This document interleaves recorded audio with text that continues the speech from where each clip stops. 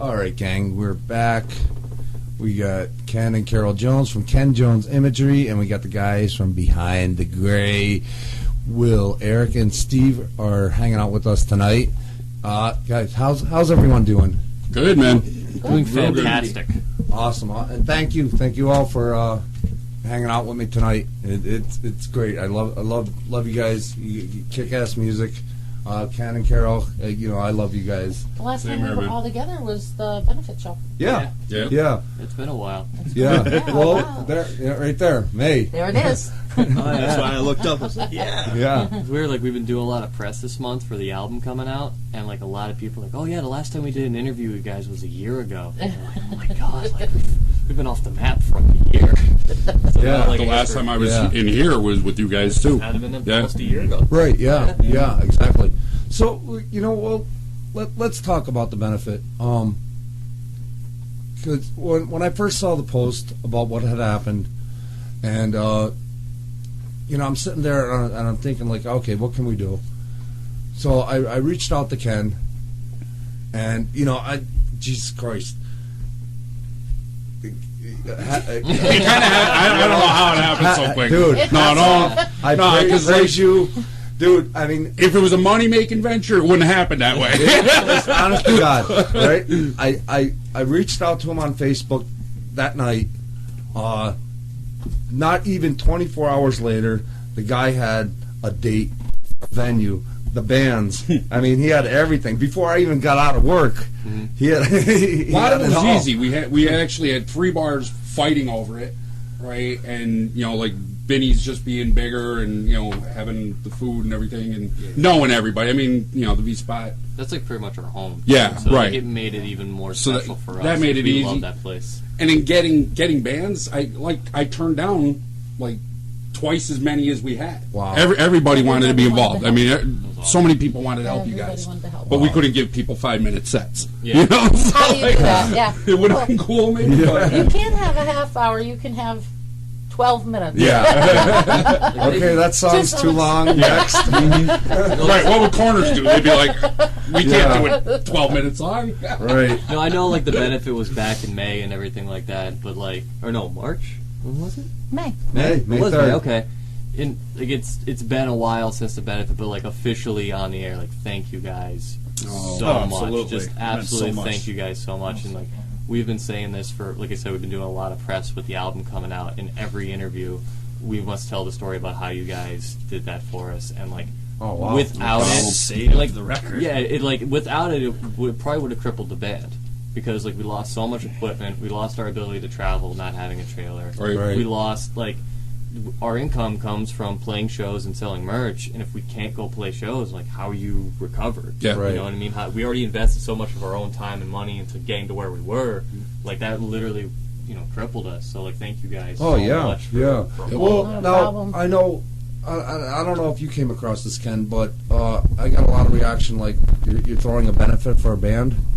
Right. Because usually benefits are for little kids with cancer or Right. a death in the family or but There was a little of that, but like being a half-assed musician and being involved in the scene myself for so long, I could easily explain like you don't understand, and I try to contain my anger at those people, but like I'd explain it nicely and people understood, and there was a lot of them at the V that day who finally understood and supported and right. bought a lot of your merch, and it was The tickets. easy to convince people that it was an understandable cause, Right. You know. Okay, so now tell us what happened. Take us back Go to ahead, that day. Will. Tell us why. The story is we had like 3 days booked. Like we don't tour necessarily like as 5 days a week. We'll do like 3-4 shows in a row. We'll take like a week or 2 off. And we were in central Pennsylvania at a place called the After Dark Club in Clearfield. And we were doing 3 days with a band from Kansas, I believe, or Tennessee called Screaming for Silence. Yeah. And we were playing Clearfield, Pennsylvania with them. Then the very following night we were going to do a hometown show at Diane's Deli in Pittston. And directly after that we were going to go to Winchester, Virginia with them. We played the show. We drove out to Clearfield. It was fine. Normal highway drive. Play a good show. everyone high fives. We leave 1, 2 a.m. You know, whatever. 45 minutes later. 45 minutes later, literally, just a blizzard happened. Like, there was nothing on the road, no snow squall. It was just a blizzard. And it happened so quick and so detrimental. Like, Mack trucks were driving by, just skidding and moving. Cars were pulling over. And, you know, we're like, okay, we have a show the next day. We're going to go home. So we'll just make it through it. And we start going. And our trailer behind our van just starts to, like, fish to right. And I'm trying to, like, correct it. And by the time I kind of get it straight, I realize we're going to go off the road. And, like, over the embankment. And everything. Like, Jesus. So I hook us back onto the road where the trailer swings around and smashes into the driver's side door. And it's still attached. And swings back around, and I'm just, like, pumping the brakes to try and get us to stop. And the trailer, as I'm pumping the brakes, goes completely up, flips upside down onto the roof of the van. And just is upside down. It is disconnected, comes back down, hits the ground, and we spin off in 2 opposite directions. Wow. So we end up facing the opposite way on the highway, and the trailer's facing the other side of the highway, broken off from us. Could have been so much worse. Right. Yeah, My if it goodness. stayed attached, it would have just taken us. Yeah. Yeah, No, that was you literally guys what were you're saying. okay? No, nobody. There was some minor injuries, I had, right? like, whiplash, bumps and bruises, like, you know, it's a wreck. I mean, there was Right. no PTSD. long-term damage, but I mean, it definitely sucked. And it was, they shut down the highway. It was like a natural disaster, so we were on the highway for 2 hours, maybe 3, something like that, just sitting. Wow. No trailer, and they had a rollback come and take our trailer and bring it to, like, a junk site.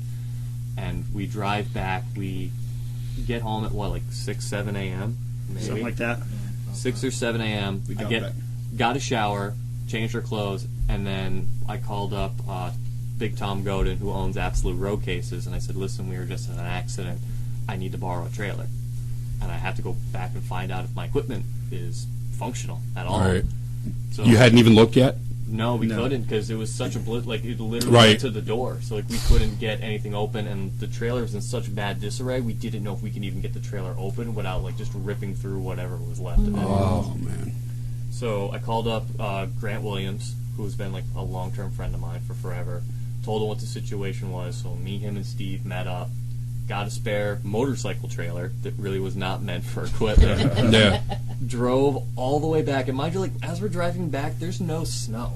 Yeah, everything's gone. It's just gone. Mm-hmm. And by the time we get to, like, Interstate 80, it's just wet. Right. There was like, it never happened. Mm. And you're thinking it's a nightmare. Actually, on the way, it was more or less the opposite, because we were going down the highway, you know, we're about halfway there, and we just see this cloud of smoke, and we're like, okay, what's going on? So we keep going.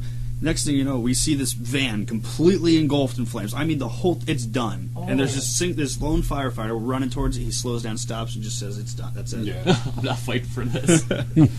So we get there. We get there, and Steve, Grant, and myself just kind of start pulling the trailer apart and just assessing the damage. And we don't really know at that point if the amps are going to work. But, like, everything was in road cases, so we were thankful for that. But, like, Mike's drum rack went completely through the roof of the trailer. Yeah. So, I mean, the drum rack was done.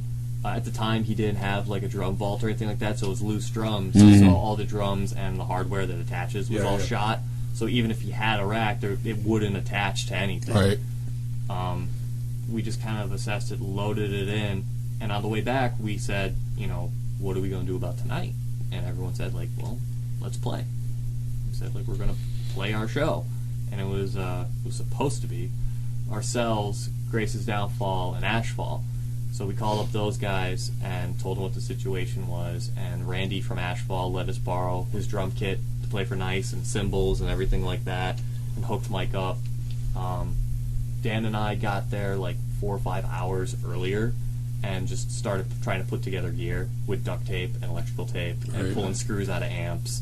And luckily both amps turned on. Everything turned on and functioned. We had to borrow some cabinets and stuff. People brought guitars and extra amps and strings and like everything. Like all the guys in Ashfall just showed up with extra gear. Like, we don't know what you need, but There you go. Wow. There you Back to go. what you're always saying about this scene, area. this community Yeah. of musicians. I mean, The brotherhood in this area, the camaraderie. it's like nowhere else, man. Honest to God. It was crazy too. Like when we played the show, we still had to go play Virginia.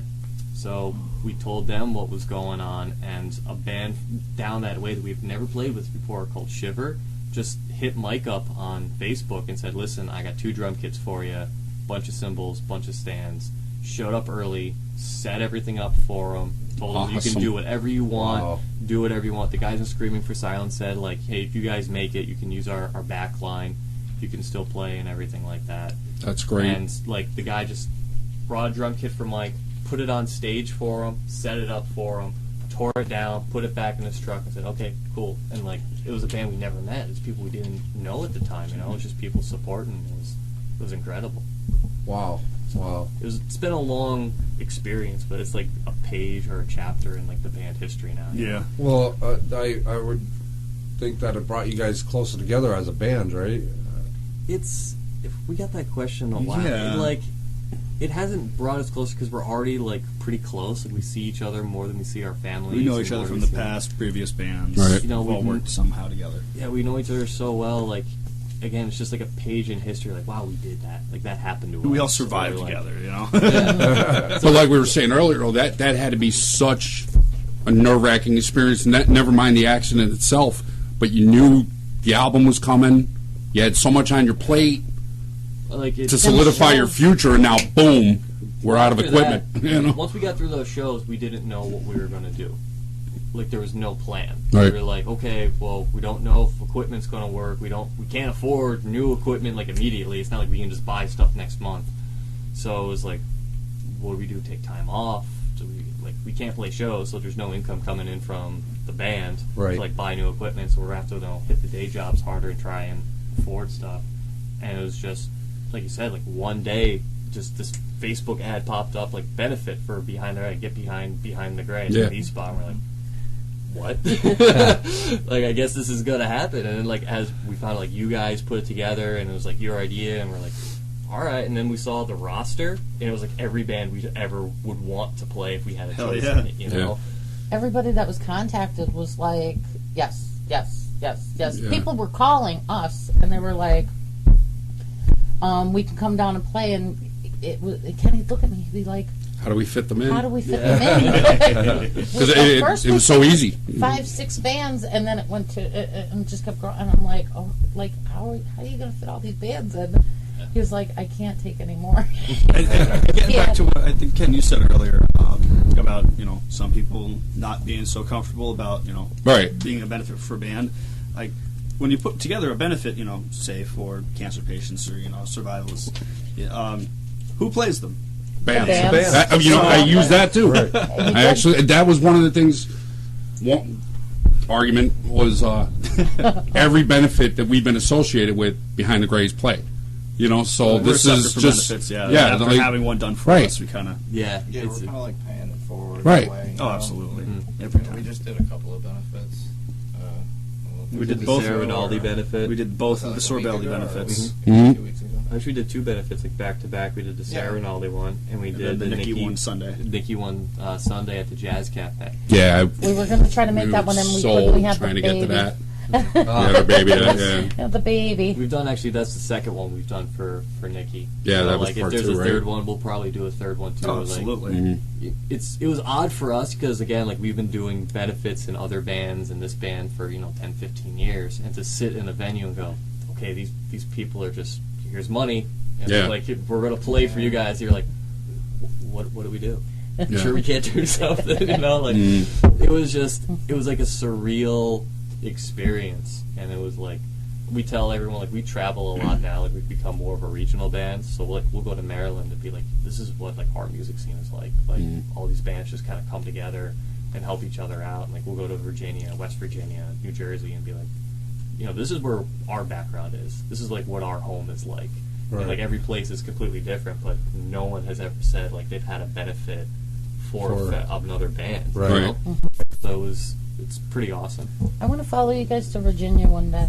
Okay. When you guys We do heavily a show, suggest that you do. I want to go down there and check out a show in Virginia with you. Let's get a van you know, full of people. it was just the right thing to do. You know, it was just the right thing to do. You guys were in a spot, and you know it was just the right thing to do. We'll never be able to express the appreciation for Oh, all that. Like it's Like, it really did save the band. Like, I'm not saying was that al- for, like, you know, S's and G's. That was like, almost it. Like, it really would have ended us. And, like, we would have known how to recover. To recover. It would have been easily a year to get ourselves back to where we were. Never mind, like, do that plus make a record. Yeah, well, nobody wanted to see that. That's for sure. I mean, you know, you were coming off the big Metal Band of the Year win, and you got the album coming, and your fan base is just growing with every show, and yeah, a big setback like that would have sucked for everybody. So Yeah. I think that's another reason why, you know, there was so much support, even though that thought, you know, benefit for a band was there. I think it was easily squashed. Yeah. Like, nobody argued once they heard, you know, our side of it and everything. I don't think anybody continued their argument. They were swayed into understanding it, and you know, Right, assumed right. That the circumstances was like, oh, this band needs money because they made poor financial decisions. Right. You know, the reality was, you know, we didn't. It's nothing that we did wrong. No. We got into a car accident. Yeah. and Right, lost exactly, half of our stuff. exactly. It's like a constant thing for, like, touring bands now, too. Like, the more touring acts that we meet, they're like, there's that constant fear of wrecking. You know, Hinder just wrecked. Right. Yeah. Oh my God. Adrenaline Mob. Adrenaline Mob. They had the Yeah. big wreck about a year and a half ago. There's a band that just wrecked The Ghost Inside. Mm-hmm. I think that article was real. They just wrecked yesterday. Directly after our accident, the benefit, another band in Florida, that death metal band, with Oh, like yeah. 2 metal members that died. Diet, yeah. You know, it's like this constant thing you have in the back of your mind for a touring act. Like, it is a possibility in reality. Motionless and White wrecked on the exact same spot we wrecked. Really? Yep. Both trailer and both bands Oh went my with God. all their production. So it's like, it's a real thing, and like, I know, you know, speaking for our band, if it ever happened to, you know, a Grace's Downfall or happened to Silhouette Live, like, we would do the same thing. Oh yeah. Like, Yeah. we would be on that benefit to help them, Mhm. because it's our career, it's our life. So, and like, we all would- love doing this, you know, Yeah. and to help somebody Right. out who has the same appreciation and passion. It just feels good. you Yeah. know? And I think another thing is that it was easy for everybody to just jump on board and do it, because you guys are those guys. If someone needs something, it's like, who do you call? Yeah.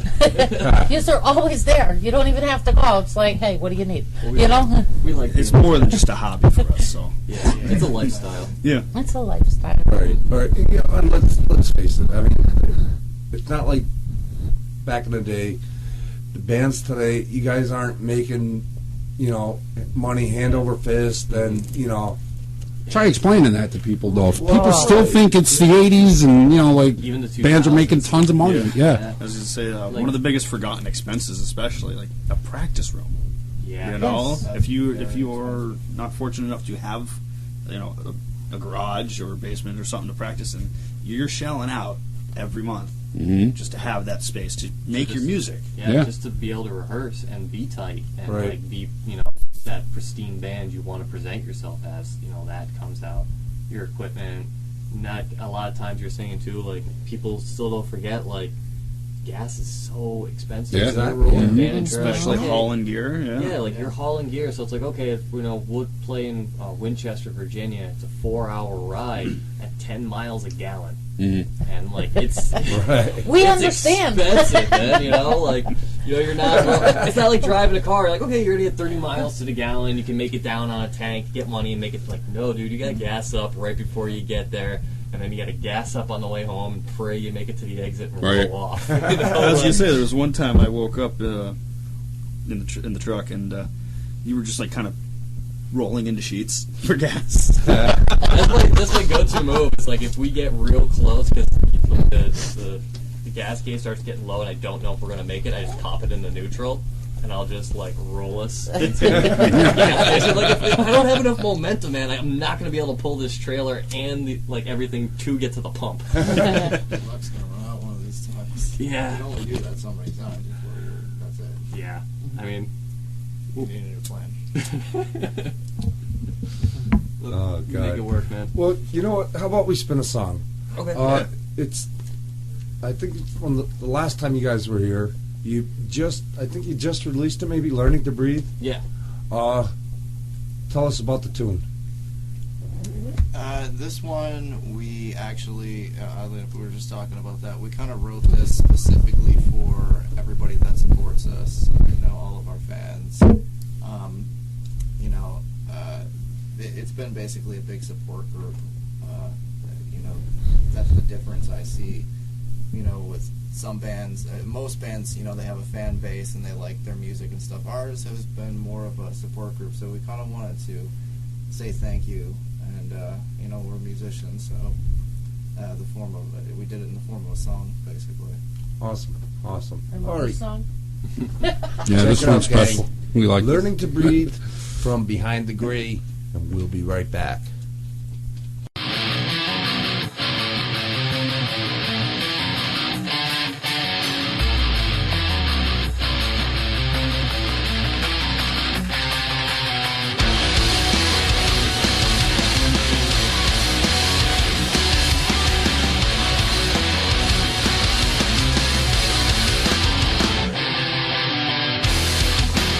Taken by the way you scream the words to me. You came as I was losing my mind. It's hard to find a way when I'm choking on my own line. But you push me along to survive.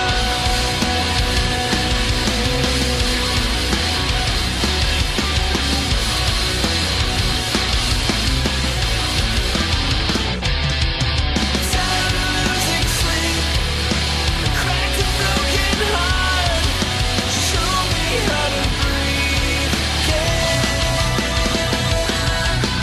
Came to rescue me. I was so torn apart. Now I can breathe again. Taken by the way I throw myself away.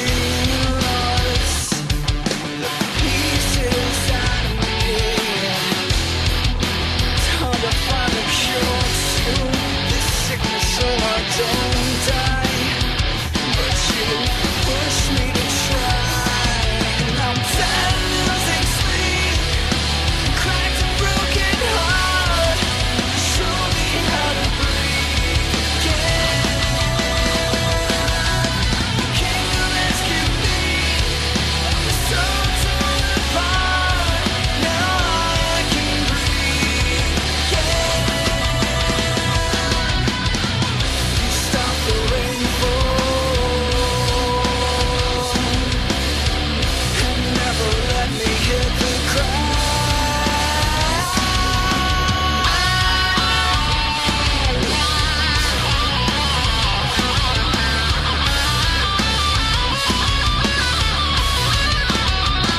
Tired of losing sleep, cracked and broke apart. You showed me how to breathe. Tired of losing sleep, cracked and broken heart. Show me how to breathe again. You came to rescue me. I was so torn apart. Now I can breathe again. You stopped the rainfall and gave me back my light. You stopped the storm I because of you I survived.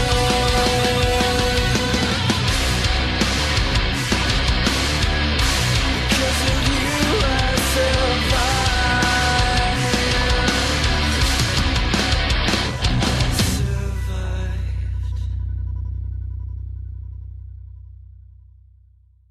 All right, gang, we are back with Ken and Carol Jones and the guys from Behind the Gray. How's everyone doing? great. Dandy. Keeping it metal, buddy. Awesome. Now, I got to say, Eric, you're a very quiet guy.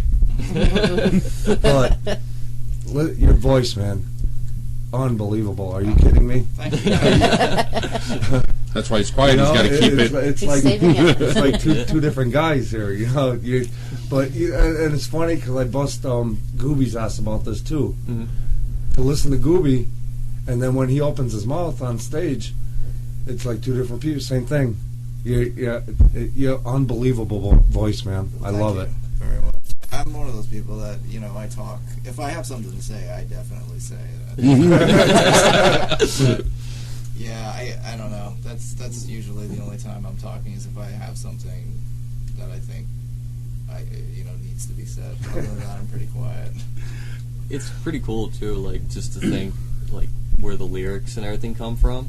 And that again, like he's so reserved. That's like when we write music and stuff, he just kind of comes in and you're like, dude, do you need to talk? Do you need to like when we go to Denny's, you can just vent to me because this is some pretty dark stuff you're going into right now. And like he's just this way all the time. But it's it's a really cool experience to work with him. Now, are you just speaking of the dark stuff? Are you calling that from your personal experiences, or Yeah, do you sometimes, just fudge those it? are all my personal experiences, except for, obviously I didn't write the lyrics to Curtain Call. Right. And Centerfold is more of a story about somebody else that I knew. And I took a little bit of liberties with that to make it, a little more interesting. But the rest of it, that was all drawn from personal experiences. Right. That was my own personal experiences. Yeah, unfortunately, I guess. Yeah, I was just going to say sorry. It makes good music, though. Think of the money you're saving from not having to go to a therapist. Right? Exactly. I don't have insurance now. Just tell it we're all your therapists. We listen to it and we're like, damn, dude.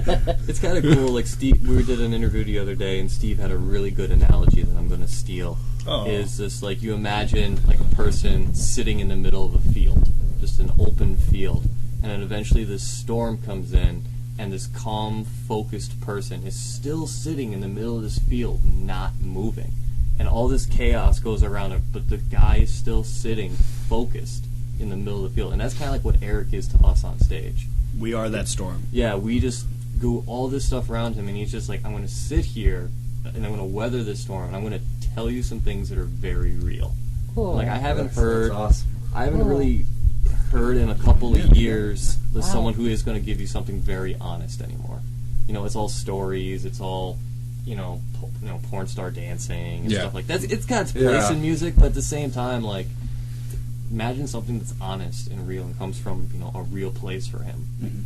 That's awesome. Mhm. That's very refreshing. That's like the gray skies and Yeah. the gray. There you go. My person, I'm not going to say I'm not a fan of bands like Motley Crue and the Crotch Rock and stuff like that, but I'm more into deeper stuff, like Tool and, and that's why when I first heard you guys live, and I'll admit, like, picking out lyrics when you're filming somebody or just watching them the first time, but there was like a couple of things during learning to breathe. I was like, hey, wait a second, and then I really had to listen more, and like that level of maturity to your lyrics was what I personally like. I'm a bigger fan of that kind of stuff, like Rush was my favorite band of all time, so like I've got that lyric snobbery, like I don't want to. You're hearing about partying all night and hug it out? crotch rock, But like you said, it does have its place. It's I'm Absolutely. Everything in music has their place, and I think we found like our niche as far as like our sound and, Right. and what we want to do. So like we kind of stick to our wheelhouse. But I really it was cool like during the making of the record, and like I would get the takes and emails from like the vocals and stuff back. I can really focus in on like what he's talking about. Mhm. And it was this wonderful metaphor of like, I know what the song is about because he's told me, but I have this other personal relationship with it for what it means in my life. So it's like that's what it means to me when I play it live. Right. It has nothing really to do with what had happened to him and everything that goes on in his life. It's like the way I connect to it, and like I just hope other people share their own personal connections with it too. I think all artists want that, right? I mean, you know what it meant, but who the hell cares after it's out there, right? It's what people get from it, like, no, seriously, like, I agree. No, with absolutely. You, actually. Yeah. the one photographer that like is a hero of mine, Scott Church, he said something the one day about like, don't ask me what the title of this photograph means or anything, because it's not about what it means to me, it's what you're getting from it, and that's what I've tried to adopt too, like when I do anything arty, I don't really care why I did it, it's whatever somebody gets from it, so I think as any kind of artist, that's what you're really striving for, Right, Totally right. agree. Yeah. And if somebody can relate, That's and what we really want. Yeah. that's a new fan. And there must Yeah. be people out there relating because you guys are traveling. Well, I was just going to say, now, you guys been around, 3 years, or just about 3 years? 3 years. We've been this lineup for 2 years, and the band's been in existence for 3 years. So just, think back on those years, man, like, how much you've accomplished in such a short period of time. Mhm. Unbelievable. It seems longer and shorter at the same time. Look back, I'm like, wow, 3 years. That's a long time. And I look back, I'm like, I just blinked and we had an album. But the whole process took forever. Yeah, at the time, like during the making of the album, we're like, are we gonna be able to finish this? And, like, am I gonna die before this album comes out? Like, now, or you're gonna kill somebody before this album comes out. Almost did. Yep.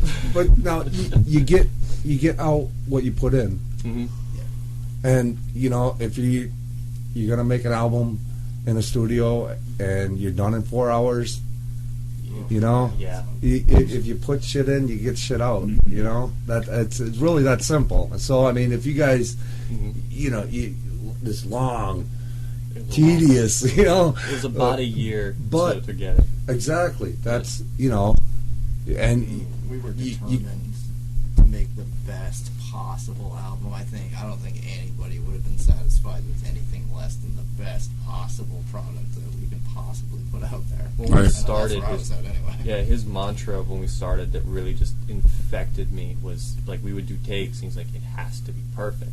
Yes. And like I kind of sit back and like we'd start doing another instrument or something like that, and everything, it just has to be perfect. And like it does, it has to be perfect. And like working with Tom, who produced the record, like he took that to a whole nother level and meaning, and like pushed and challenged us so much, and introduced us to things we were not planning on doing at all on the record, and like planning on putting into the record. He did so much extra work after we got done recording, mixing, editing. Like, he's almost, in my opinion, like a sixth member of the band at this Wow. point, because he put so much input into it. Like, I've always wanted to make this album. Like, if Right. I said, like, if I get struck down dead right now, I'm like, that's my legacy. Mm. Like, I could be completely satisfied with someone being like, oh, that's the guy that made, Through the Grip of Tyrants. That's, the former guitar player of that band. Like, I'm okay with that. I'm watching everybody shake their heads, so everybody is Oh, absolutely. It has to be such a rush knowing, like, you go into your studio and you're like, oh, this is what I was working on, what do you think? And to go from little bits and clips of everything that you've done to, like, This full product. I can die tomorrow and be happy with what we That's just incredible. did. There was I think a lot of bands like write their first 10, 12 songs or whatever, go into a studio, record And them, force it out. and just like, okay, we're going to get it out there. For us, it was a much longer diagnose everything process. Tom coined the phrase, we have to get it under the microscope. So like we wrote like 26 songs for the album. wow. And as we would write new material and something came out stronger or better, we just junked it. We were Right. like, don't look back. Like, only the A pluses can make this record. Only the best songs can be on the record. And we ended up with like 14, maybe 15 songs when we went in for pre-production. And then we were just making demos. So we just went in and did 2 days of just making demos with our producer. I love jamming in that live room. Yeah, we all got in the live room, we jammed together, we all had earphones and click and everything, and we recorded like rough vocal tracks just so we knew like what pieces were working together. And Tom worked with us through email. and he would just edit things on his own and be like, what do you think of this idea? You know, half the length of the verse, or what do you guys think about this? And then he'd send full emails like our song Nobody Knows the Centerfold.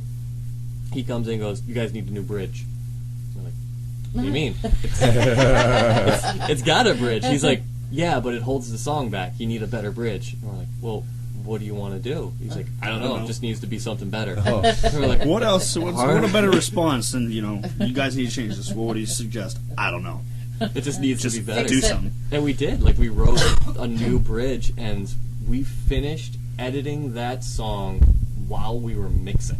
Wow. Yeah. So, like, it got right down to the wire of, like, approving mixes and then approving edits. So, like, we would get mix 5, version A and version B. And we're Right. like, oh, God. So you were on board when he would suggest changes, right? And like he It's pushed always you worth to trying. another level rather than change what your vision was. Right. It's you know always, what I mean? if somebody's going to give a piece of advice and do something like that, it's at least worth trying, you Right. know? Because, I Yeah. mean, in the end, we still are the writers. I mean, if Yeah, we he didn't like it, we wouldn't force have done on it. us. Right. Like Steve just said, like, he would say, like, it's your band, it's your decision. This is just the way I hear it. Right. And, like, in the end, we'd do a lot of compromises, too. So he would make a suggestion, and we would take it on board, and we would immediately start practicing it. But Mike would be like, I think I could play it like this, or I think I can do it like this, and we would just mold it in our practice space, and then when we would go in to actually track it, it was something we were already familiar with. Right. And then we would have the ability to make it ours. Mm. And it was pretty cool, like, especially because Tom is such a phenomenal drummer. The Right. guy is easily one of the best drummers I've ever seen in my life.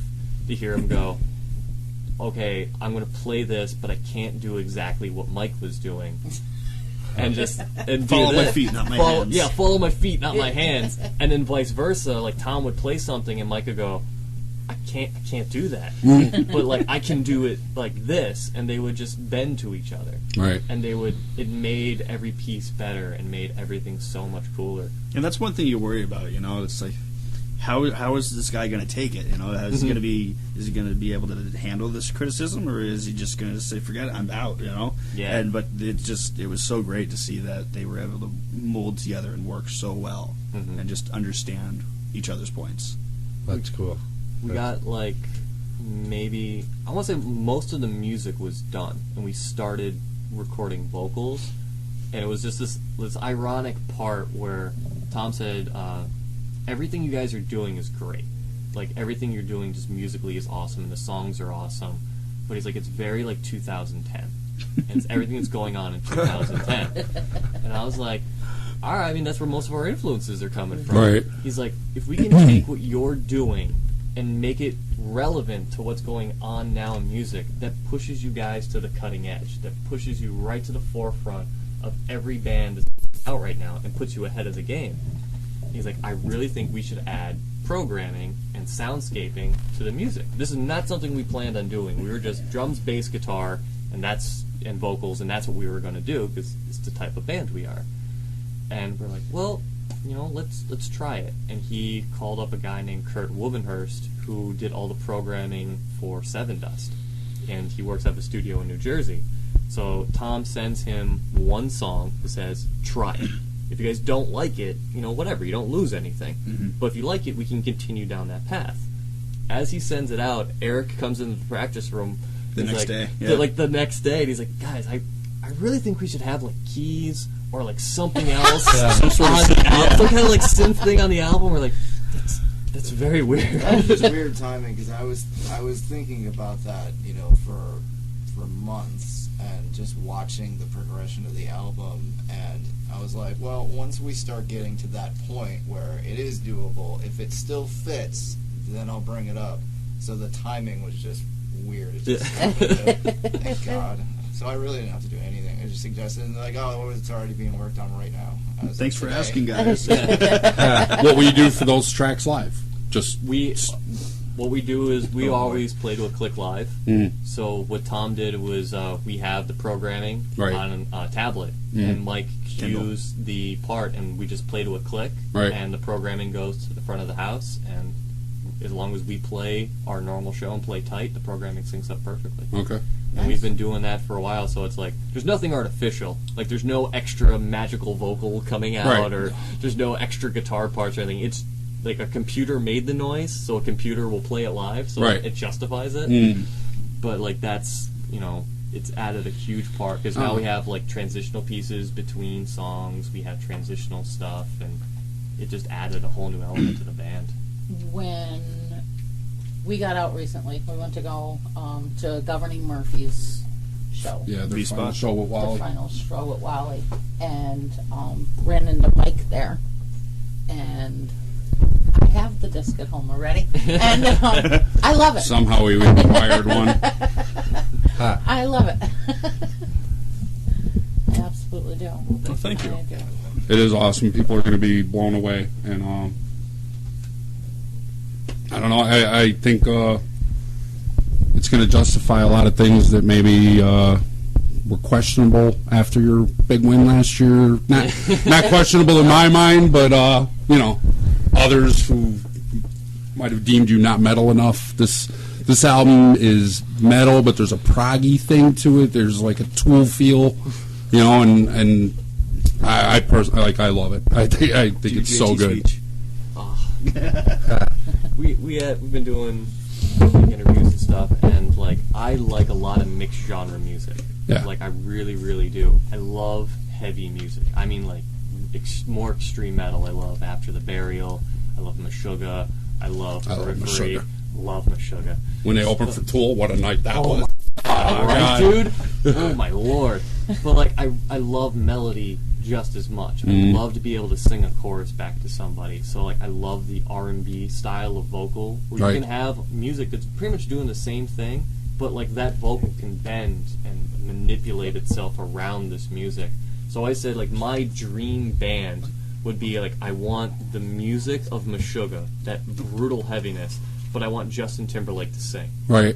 And like that's how I wanted it to like work. And I said like our song Black, which opens up the record, is like the closest we have ever gotten, or I've ever gotten, to being like that musically satisfied, because it is that like that song just punches you in the face. Right. But like Eric barely screams on it. He has like one scream section at the end of the song, but the whole song you can sing back, but it's still you want to punch someone in the face to it. So like that was kind of the wheelhouse we went to. Right. Cool, guys, cool. So, the new CD, Through the Grips of Tyrants, just dropped on the 28th. 28th, it'll be on iTunes, it will be on CD Baby, it'll be on our website, BehindTheGrayMusic.com, and locally, like Gallery Sound, Wayne's World, places Oh, like that. cool, man. Does cool. it come with every cake at Garrity's, or? If you can't find the album, push my. I already got one. I got it behind it. So you can come to Garrity's Supermarket and Music, and I will gladly sell you a copy for 10 United States dollars.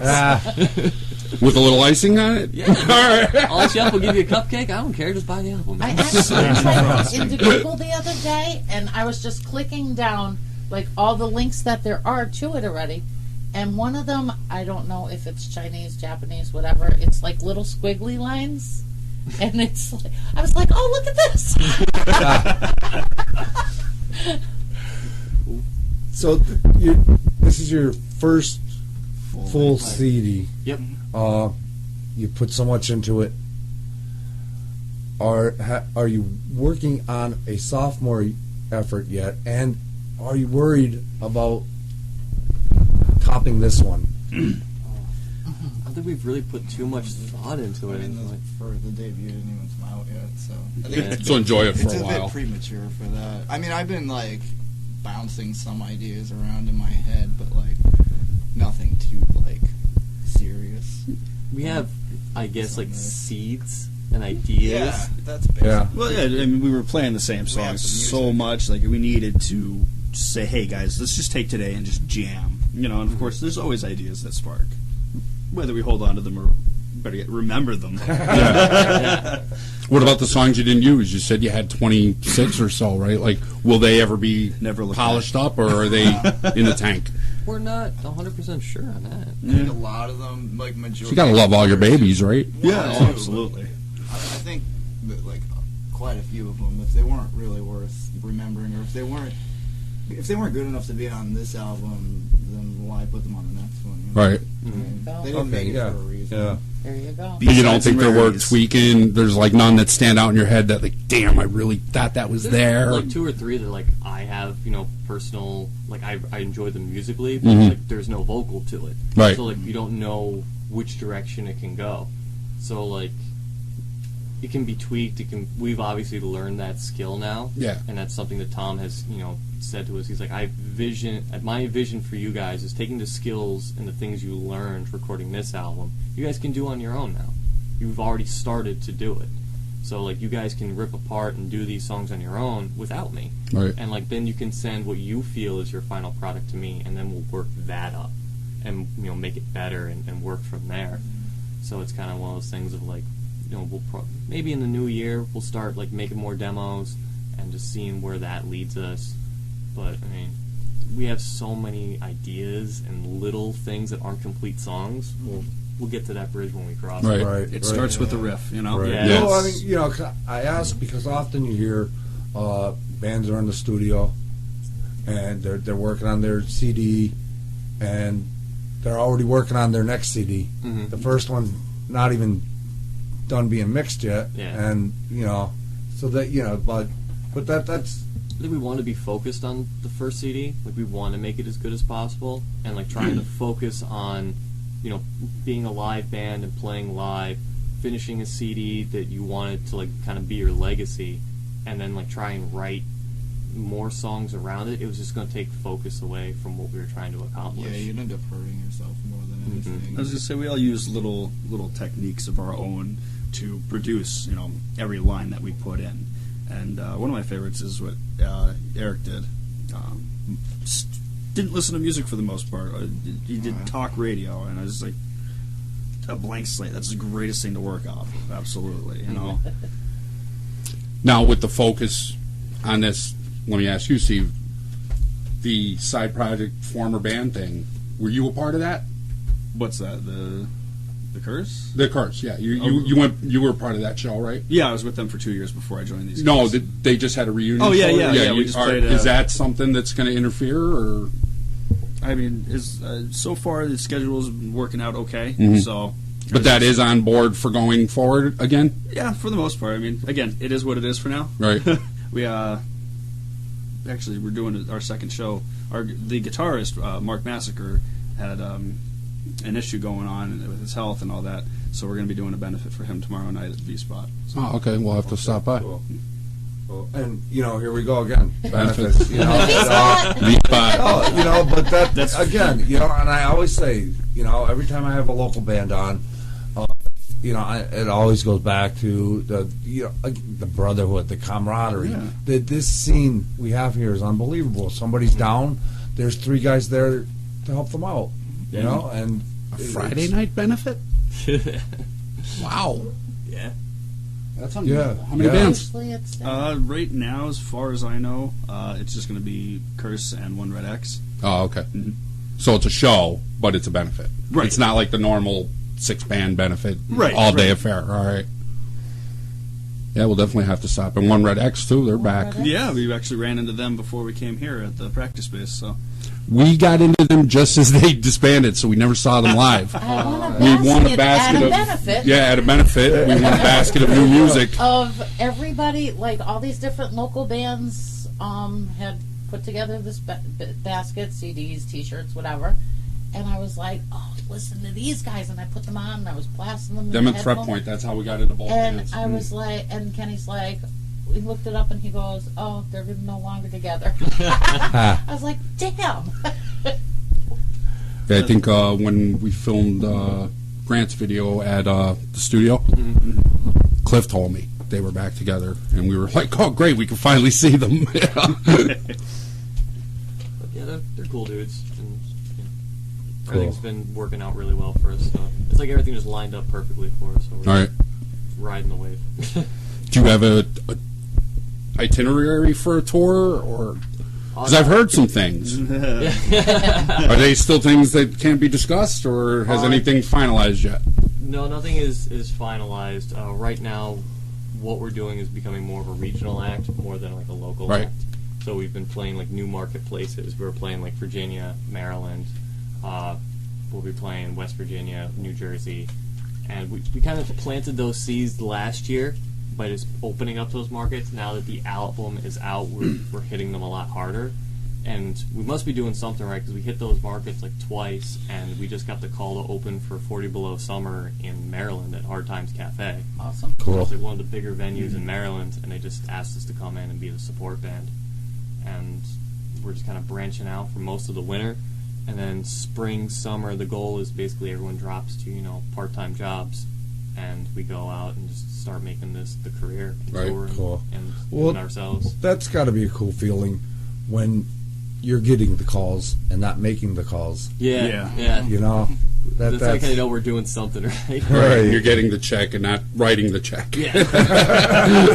We've already written the check. We're just waiting for the return, man. Right. Yeah. Well, let's talk about the business aspect of it a little bit, because I know even when we got back into the scene, we were kind of blown away at how much it's changed. Now I know you've been a part of you kind of like threaded the needle there between both, how it used to be and how it is now. Is it still like no matter if it's a huge band that wants to take you, is it still like a lot of money out of your pocket to do this, or? Not really. I mean, it's really looking at the scale of what you're trying to do. Right. So what happened for us as like a regional band was basically just trying to convince club owners and promoters and other like bigger local bands in their areas to give us a shot. Right. And say like, hey, we're a good band.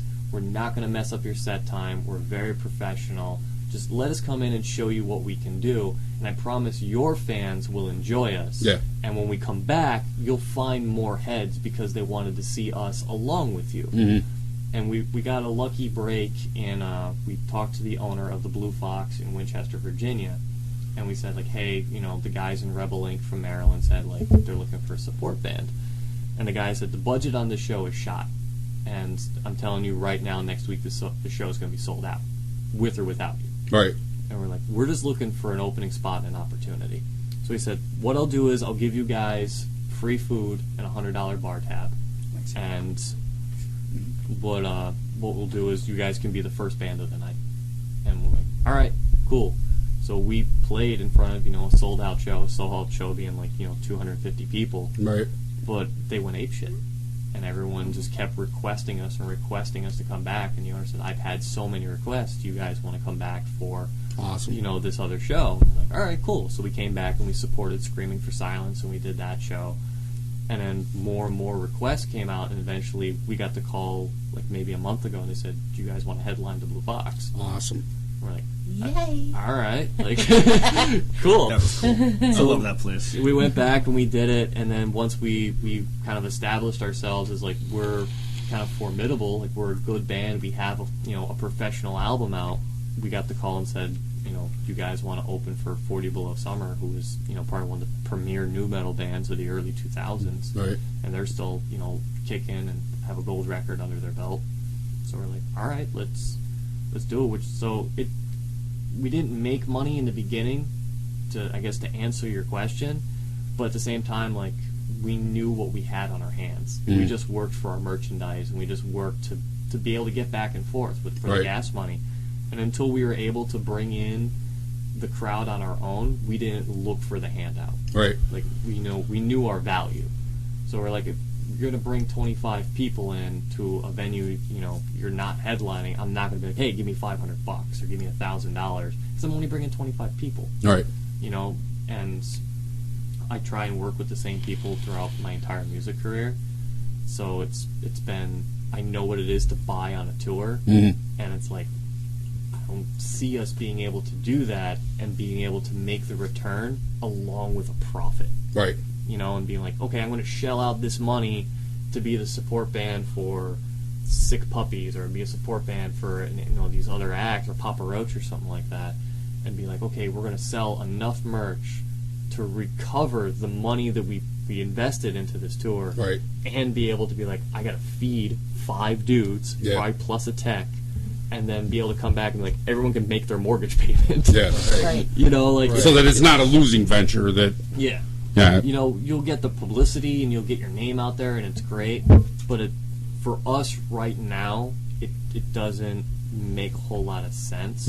But like, you know, to try and like get into the Sherman Theater and say like, hey, you know, you guys want to open for Killswitch Engage or something like that, sell 100 tickets. Yeah, we can do that. Right. Because we have a fan base who are already fans of Killswitch Engage Right. and would want to see us together. So like, yeah, let's do that. Let's hustle it out and make it happen, and it'll work for us. Right, because then all those Killswitch people that never even heard of you, they're going to buy stuff. I mean, Exactly. And I know you win people over everywhere, so I mean, there's no doubt. the business it's hard, but it's a balancing act. Mhm. You gotta look as like, where do you want to plant your money? You know, do you want to put it into touring? Do you want to get out there and do it yourself? Do you want to put it into your merchandise and have an online store with, you know, full of different things? Right. Do you want to put it in, you know, to management and trying to like shop your music out to radio stations and things like that?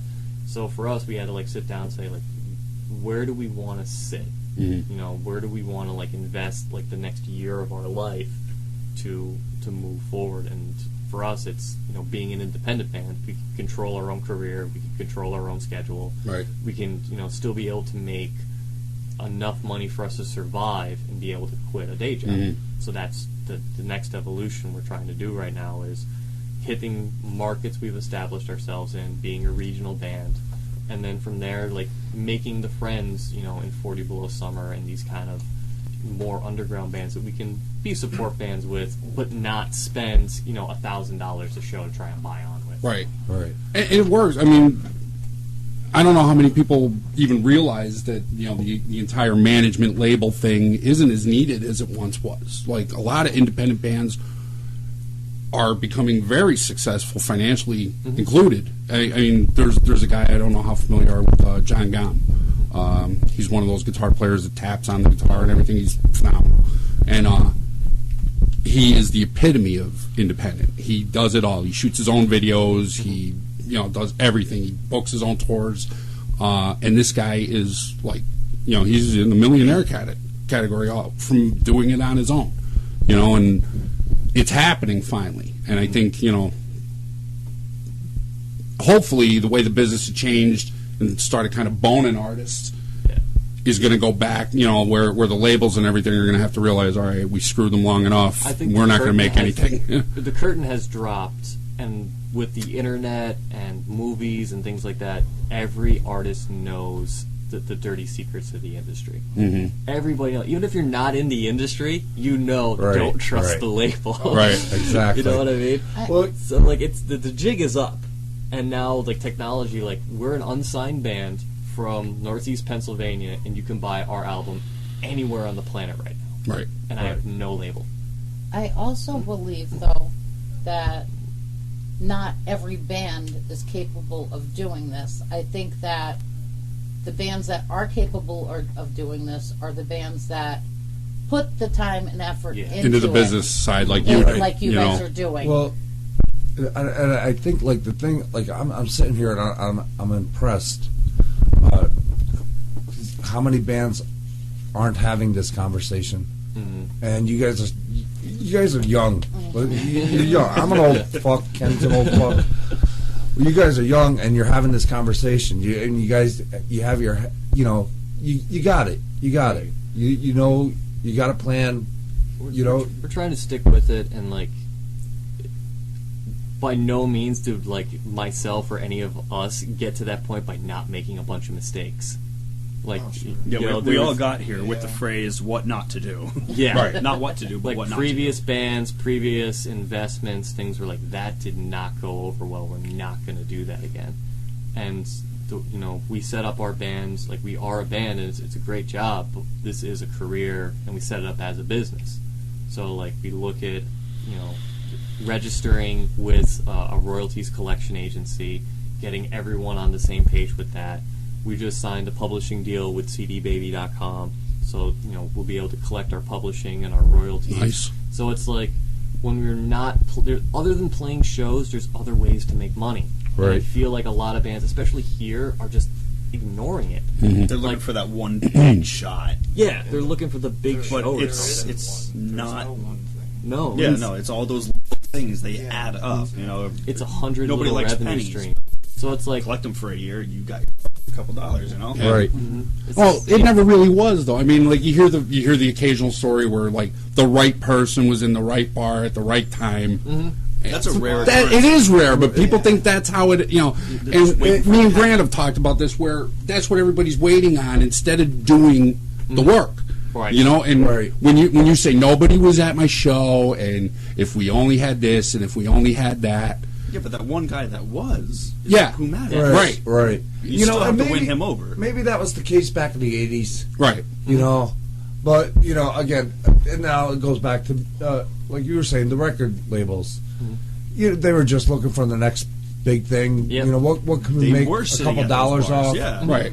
Well, even like Seattle, that was that thing too, where Exactly. everybody was there. Exactly. Okay, we'll take them, and then the LA scene with Crew and Rat and those kind of bands. Oh, he's got good hair. Let's sign that band. Those are fluke things. hair. You're not gonna. Yeah, that's not gonna happen all the time. those stories are so infamous and so huge because they're such rarities. Yeah, that's why. that's right. If you can name 24 bands that have that exact same story, I would give you my life savings because you can't. Right. You can say like, oh, this one Motley Crue was here and they signed him in the back of the Viper Room. Yeah. And they gave him the big advance. I'm like, okay, give me 4 more bands that did exactly that. They don't. No. Record labels are. It's a long negotiation. No label just shows up with a contract. Like you negotiate your contract for a year, and then then you sell have to your go soul. then you have to go make the album. Mhm. You know, and then you have like all this other stuff that goes into it. And usually you're indebted to them for how many albums? We just had this conversation the other night. Is record labels are essentially banks. You Yeah. just go to them and you apply for money, and not only do you have to pay back the money, but they own your music. Right. They own everything you worked for. Look what It's Roadrunner did to Typo Negative. Pete Steele died penniless. Guy's got how many platinum albums, right? And they died. He died penniless. Well, like for us, it's like in the age that we're in, I can literally go to a legitimate bank, Yeah. take out the Do same it yourself. loan, and like we own everything, and all we have to do is pay it back. Right. So it's like if you believe in your band and you believe in what you're doing, make the investment into a quality record. Make the investment into quality equipment that you guys can like go out and tour and everything and like a reliable vehicle, and you'll make that money back.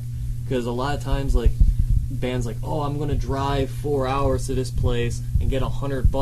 That's like $25 a person or something like that. I'm like, yeah, but you're not looking at it that way. It's like, okay, you get $100, put that back in your gas tank. Now you're getting home. Now you got to think of like, okay, if there's 25 people at that show, you should sell at least 10 CDs. There's another $100. Maybe you get 2 T-shirts out of the deal. Now you're up to $125.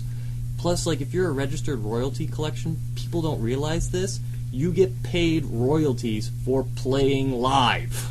You just register it. It's in your smartphone. There's an app for it. Really? So Oh, easy. God. I didn't even know that. It's so easy. Wow. You So when you guys play out, you get a you're royalty getting paid. because all the live venue tax that goes back to you. Really? There is billions. Go to BMI.com or ASCAP.com. ASCAP, yeah. There is billions of unrecouped money that's owed to artists. Oh yeah, I know about that. And what happens is, like, the way BMI works is BMI pays you, and then they go after the venue.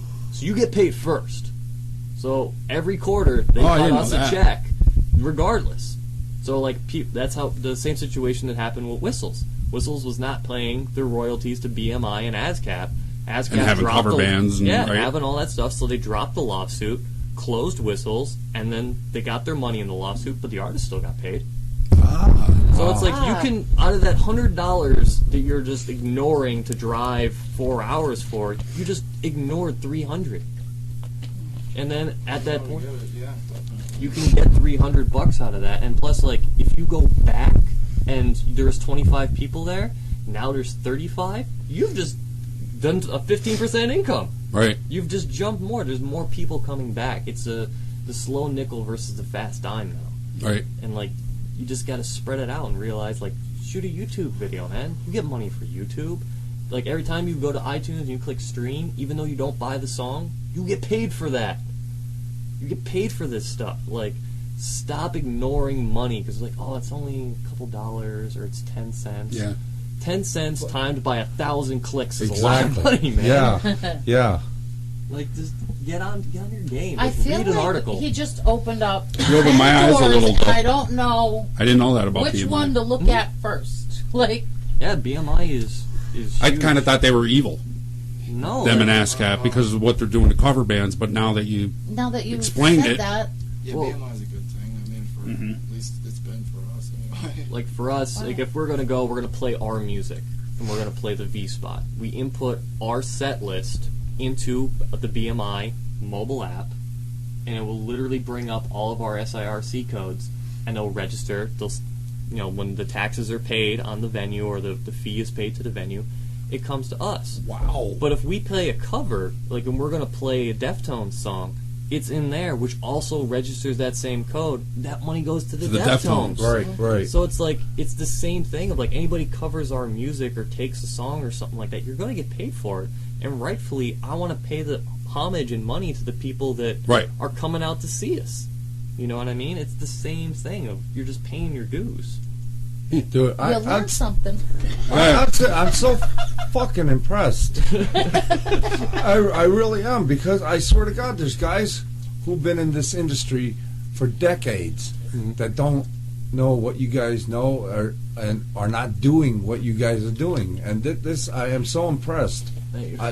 Well, thank you. It kind of goes back to what we were talking, how we got on this topic. Is everybody is it's just so ingrained in people now. They have this mindset like they all want to win the lottery because they hear the story about the guy that won the lottery. Right. His life's awesome now, but like, yeah, that's like one guy. How many people didn't win the lottery? Not everybody can. See, I mean, it really is just do your homework, and with that, good decisions, and definitely have foresight. Foresight is like the most important thing. And don't be in the afraid to world. ask questions. Yes. That was ingrained in me a while ago. It's like there's no such thing as a stupid question. And I just learned maybe like a couple months ago, like you have a publishing deal, and you have a copyright to a song, and we'll say like Madden 2015 games wants to buy your song for like the primary screen or something like Right. that, and they're like, we'll give you $600,000 for that song. You're like, yeah, we're gonna sell this song. We're gonna make $600,000 divided 5 ways. Well, first you gotta take taxes out of it. Yeah. Oh, It's dude, taxable. and that's Take that out of it. So you got like at what? that 500? rate, that's like 30-40%. Yeah. All right. So like take that off the top immediately. Then divide it 5 ways. Each person it's divided among, the publisher gets a chunk of that too. Right. Because they got to get paid. So that's, I think it's 5%. So it's like you're probably going to walk away with $75,000 I'm a about piece. 70 doing the math as Yeah. you're talking. So you're about $70,000 a piece.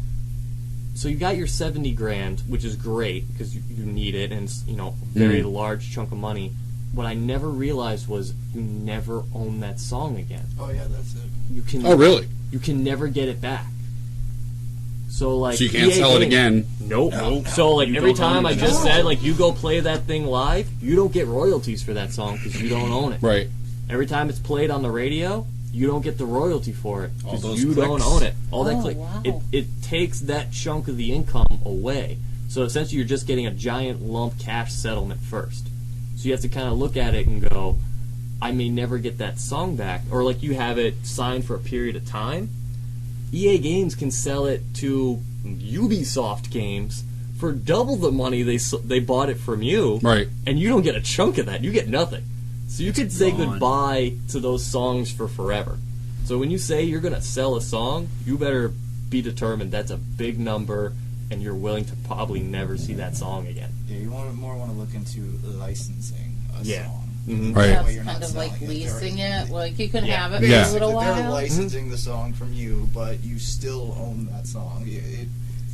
That's more legalities and contractual legalities that you want to look into at that A point. great example All that was exciting stuff. Lifer, because when I they loved them. when they switched So did I. when they switched over, remember that like 4-song CD they had after like the big member change, where Right. it had like the doll and everything on it. They had that pressed and they were selling that at shows before the label got it, which was a huge no-no. Right. So they had this new CD out that the label's like, you didn't tell us, we don't have it. You can't do that. So the label sued them. Yeah. Breach. And they're like, there's no way to pay for it. So they sold a song to the Scorpion King soundtrack. Yeah, I remember that. And that paid off their debt. So they had to sell the song, which they never owned, to pay off like the legal problems they had.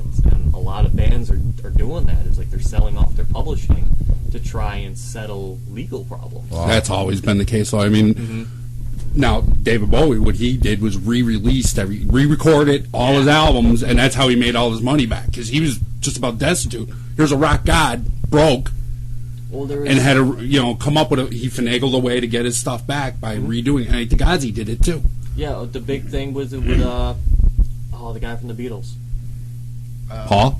Paul McCartney and Michael Jackson. Right. Yeah. He didn't own Yes. any of it, and Michael Jackson bought all the rights Yep. to his songs. And now- his place. Right, and now all those songs are selling merchandise, and John Lennon's rolling over in his grave Yep. because sneakers are using. I was just reading Revolution. about that, a couple of weeks ago. I think McCartney bought back almost all. I think he's bought back the Bulk of it. Yeah. Yeah. He's been doing a lot of solo work to bring up some change too. Yeah. Mhm. He's in a band with Johnny Depp now. Yeah, That's, Yes. I didn't know that. yeah. yeah, I just saw And that. Alice Cooper. And Alice Cooper and John. Alice Yeah, Cooper. right. But I mean, it's there's so many little things in the industry like you just never know. Mhm. And I didn't even know, like when we worked with a producer, you assume it's like hiring a plumber. Like okay, here's X amount of dollar, do the job. Yeah, it's not. Until I watched HBO's Sonic Highways with the Foo Fighters, Right. and they were going over the follow-up to Nevermind. It was the one that had Rate Me on it. In Utero? No. The album directly after Nevermind. Yeah, I think it was in Euro? Yeah. Yeah. They hired a producer to do In Utero, and they take a chunk of the album for the rest of their life. So it's like, you don't give this guy $50,000 and he produces Nevermind. It's like, okay, you give him $50,000 and he takes 10% of the album sales and 5% of your royalties for the rest of his life. Wow. The guy that did In Utero said, I'm not doing that. And he said, I'm just going to record the album, you pay me a flat rate, and if something happens with it, that's great. You guys keep the money. And it actually bankrupted him because he's like, I never did that. You don't collect money from something you did 20 years ago. Like, hey, I put in that faucet over there 10 years ago. You still owe me another $5 for all the Right. joy it brought you. It doesn't work like that. But like, I just learned that. Like, you learn new things about the business Oh, there's every day. tons of stuff. Yeah. Well, you taught me a bunch of new stuff today. Oh, I'm sure you taught a lot of people a bunch of new Company stuff secrets today, are so man. much secrets with us. So. Educate yourself. There's nothing wrong with talking business, and it's like a dirty thing. People get uncomfortable with it. Talk about it. It's uncomfortable because they don't know. It's fine. Because they don't talk about it. Because everybody knows the stories. That's, but they don't know the real.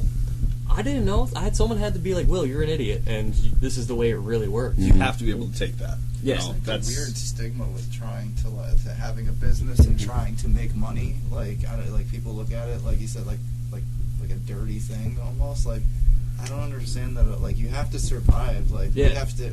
We're like a business, but like, and we enjoy doing what we do. But like we have to eat food like everybody else. I don't like being Every other day's fine. all the All right. time. Yeah, it's And we're not rich. I mean, people think that a lot.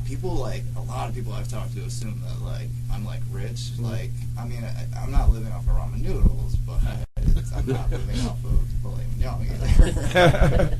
I don't live in a mansion. I think a lot. We had that problem in a previous band. Was we bit off way more than we could chew, and we decided like, okay, we got really lucky, and we said we were going to open for a band called Taproot, and they asked us to be their support band on their upcoming tour. Taproot? So they asked us to be on their support band for three months or something like that, and it was a full West Coast tour that turned into a full national tour. And we're like, this is it. This is the thing that breaks us. We got the album coming out, and we're going to do this, and we're just going to quit our jobs and make it work. And we didn't like save to do it. We didn't like think ahead. So like we quit our jobs, we went on tour, we came home, and we were way poorer than when we started. And then like it was so bad that like the last day of the tour, they drive the van back and literally drop me in the parking lot of Garrity's supermarkets, and I walked in to work. Oh. And it was like, I literally, I remember me and the singer cried like children from the last show in Tennessee all the way home. So like, I have to go back to work. Like, I was just on a 3-month tour supporting a band that has a gold and a platinum record under their belt. Right. Supporting an album I spent, like, you know, so much time trying to make. I'm like, I'm going to go back to a supermarket in my hometown. Like, it was the most defeating feeling ever. So, again, learning from my mistakes. Right. Like, we're going to work on this and transition slowly. Like, we're not going to just... We're going to quit our jobs and do this. Right. That didn't work out the last time we did it, so why do it again? It sounds like you guys are on the road to figuring out where your mistakes were and working from there We try. and showing, yes. Very cool. Awesome. Guys, how about another song? Cool, man. Yeah. Black. Yes. Yes. What can you tell us about the tune? Black. I wrote Black about battling. Well, for me anyway, it's about specifically about battling depression, anxiety. I dealt with that for the majority of my life, and Black is kind of about the worst of it. You know, where the constant hammering on you from depression and anxiety brought me to the point where I didn't want to die, but it just seemed like the only way out. It seemed like the only thing I can do to make that stop. So it was it's about that struggle and overcoming that, you know, getting through that and not letting myself slip back into that depression, that darkness, that, you know, blackness. So that's what it's about, really. Cool. in a nutshell. Very cool. All right, gang, check it out. Black from Behind the Gray. We'll be right back.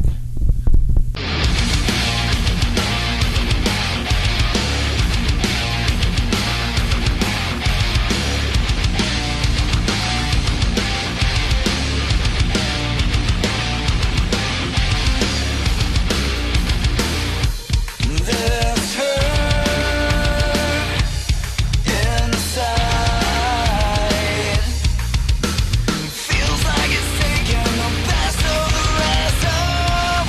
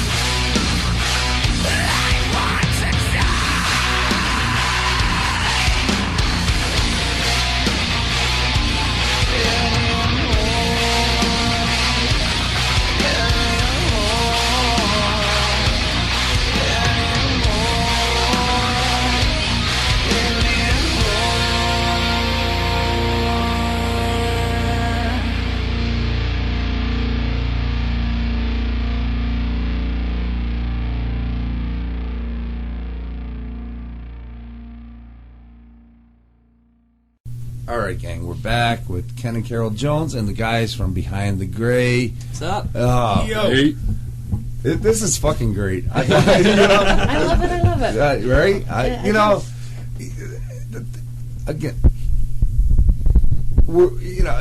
it's not like a DJ interviewing a band or it's a group of friends here. You know, We're just guys hanging that, out. Hell yeah, just a group of people. You know, and I love this. I love that. And again, I sound like a broken record. I say it all the time, but it goes back to our scene here. Mm-hmm. You know, it just that camaraderie, man. That instant click. You know, everybody's supporting everybody and getting along, and not that we don't have our share of egos and whatnot in this area, but for the most part, this is it, man. I mean, we got a killer scene here. Everything here is great. It's almost, I forget who said it years and years and years ago, was NEPA, like our scene is like the new Seattle.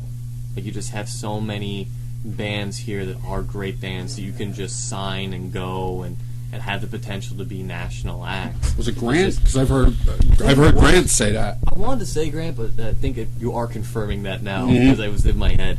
But it's like one of those, there's so much talent here. There's so many people. And speaking of so many people, Michael Baby Bear Bonowitz is Finally gracing joining us with his presence. Hey, man. Awesome. Ken, can you share the mic with Mike? No. No, there should So be we got Mike, drummer Mike. He just showed up. How you doing, dude? Going crazy, hectic. Okay, now I'm going to go out on a limb here and assume that you weren't at a meeting for the Peter Criss fan club, right? Definitely. No, okay. No, I missed that one tonight. actually. Okay. It was, You went on the Kiss cruise and yeah, I got caught With up. I got caught up on the Kiss cruise and almost got arrested for taking things too far. Somebody's Deborah gonna would do have enjoyed watching that, though. it. It was entertaining. Dude, so, we've been talking with the guys about the CD. We got a awesome lesson in Business. business of the industry, dude. The new CD, man, what's your take on it? I love it. I've listened to it probably 50 times. I think I listened to it 3 times today. It's the best stuff we've put out. I mean, granted, we've only put out 3 songs before this. but it's such a higher level, right? Yeah. I mean, the quality, everything about this album is everything we wanted. There's nothing that any of us can say on the album or that we would want to change. I mean, when it came to at least my aspect of it, recording the drums, it wasn't going to take 1 or 2 takes. It was going to take 16 takes and try That's just every one song? Yeah, 16 takes per song. Yeah, it was try every fill, every foot pattern, anything you could think of, anything that could be altered slightly in any way, shape, or form has and was, and it was, I went in like, okay, maybe we'll do 2 or 3 takes, and, half a day I'll be done, cool, and then it was a 12-hour day of just straight, constantly playing. It's 3 days just to get all the drums done. Wow. And it was 4 days. I think it was 4 days a piece per guitar. So it was 4 days for Dan, 4 days for myself. Bass was like an hour. Wow. Okay, well, now It here was we like go. 10 hours for bass. Not taking anything away from vocals or strings in the studio, but Jesus Christ, drums. Yeah. That's physical, man. Yeah. 12 hours, that's physical. He was very cranky. He was so cranky. Wait, No. He was unfed too. Yeah. Unfed? unfed. You didn't feed him? So finally, after I got done with the final song, and we had to drive to the nearest food, which was Hazelton, Denny's, and I think I spent $30 myself on food that night. I think I had like 4 milkshakes and three Grand Slams. He didn't eat like normal food. He ate like Peter Pan food. Like, it was like never food. It was like a little kid. It was completely worth it though, because then it was like, all right, well, I don't have to play again, so it was just and everything else. But yeah, no, long day, and then the final song was the only song that gave us any issues. Well, me any issues. It's the oldest Oh, song tell. you've been playing too. What happened? Well, foot patterns and other dumb things that I guess that's a fairly interesting thing you can bring up was we were doing Curtain Call, and the breakdown heavy bridge part of it was giving Mike problems. And again, we've played this song straight for like 2 years. 3 years now. And Tom just looks and he's like, this is not rhythmically correct. And he sat down and he played what the foot pattern should be. So you have to unlearn something you played for 2 years in essentially like 20 minutes. And like you have to do it. So like naturally your body wants to do one thing, Right. and you're trying to do something new. And it was very, very difficult to try and like get that down. And Tom is such a great teacher and such a great producer. He basically told myself, Dan, and Steve, play this guitar pattern, which was what Mike's foot pattern was doing. So we all played that. Mike played to us, so it felt like you're playing to a band. We recorded the drums, and then we went back in and recorded the correct guitar part on top of it, so everything came out correct. But it was such a great way to look at it, of like, rather than beating somebody in the head of, do it right, you're not doing it right, let's try and find a way to get you to where you need to be. So it wasn't like he was battling us or just, demeaning anybody. It was just, how do we get to the final product? Right. Now, how's that been transitioning it in practice to playing it live? Well, once we solidified everything, like we were getting mixes back of like different things. When I got done, I got a drum mix with the scratch tracks from everybody, and I just started, right then and there, fixing, changing everything the way we were going to do it on the album. And then as everybody got their parts back and we did the alterations, everybody as they were coming back, even up to the last couple days of mixing, we were still doing alterations on songs. And then it was just, all right, now we have the sequencing coming back.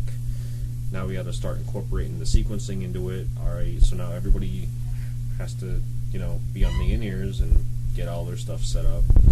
So, right up until the end, we were still finalizing and changing everything. Now everything is... Now we are... It's very gratifying to know, like, we are our album. So, Right. like, we started that a year ago when Ken did the video for Learning to Breathe. It's like we played the song live and we played to a click and nothing else. And our song sank up with it perfectly because that's what we are live. And now it's even more so because we have the programming and everything in it. When you come to see us, we are what we are on our record. There is no Right. fudging it. Like, this is us. You can isolate all the guitars, the drums, the vocals. Like, that is us. It's not studio magic. It's not one-take Jakes, or we only were able to do it in the studio once. Like, that's who we and are. You couldn't duplicate it, right? Or like everyone asks about the big scream and Crack Inside. Love it. They think it's artificial. They're like he did like one breath and then he did another. I'm like, no, he does that live for the last 2 years, every night, all the time. If you don't believe me, you can Come on out. type it in YouTube. He does it all the time. So it's like everything that's there is there. It's not auto-tuned or anything like that.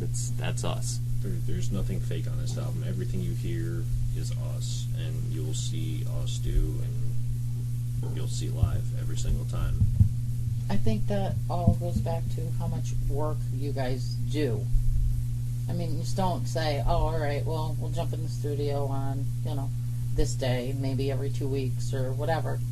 You guys are constantly working and working and working, 3 days of and practice. it comes through. Yeah. 3 days of practice. And you're always playing out. Yeah, nobody does You're that. constantly playing out every time. You on Facebook, behind the grave, behind the grave, behind the grave. You guys, you're busy. You try. If you're not busy, you're dying. Yeah, Well, and again, this is something I talk about with bands a lot with social media and whatnot.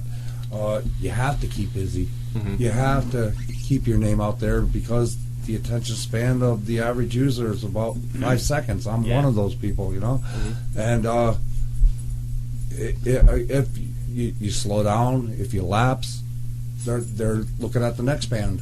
Yeah. So even live, you have to be memorable live.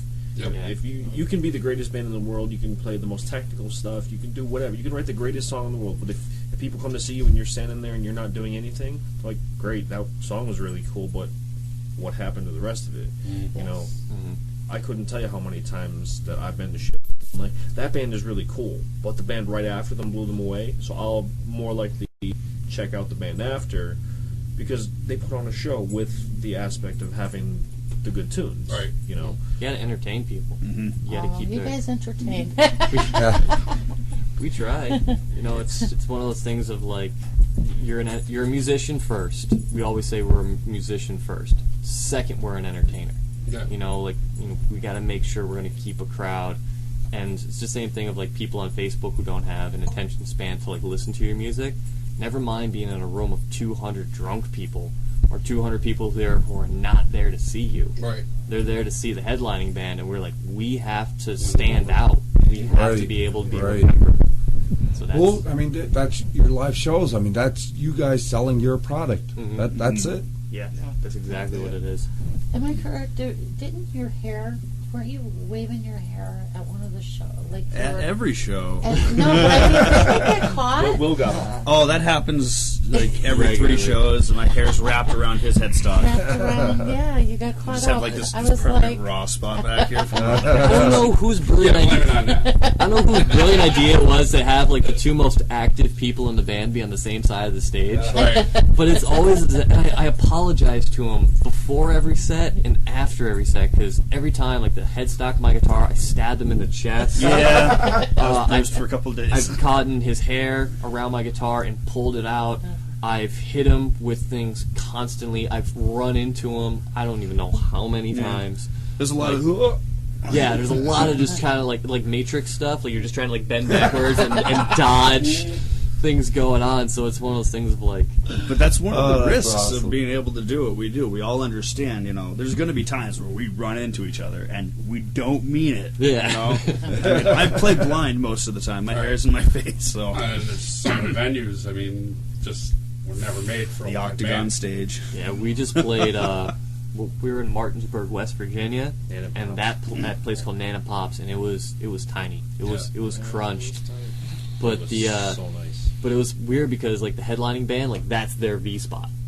So the headlining band was there, and like there's 150, 175 people in this room, and you're like, why is it so packed?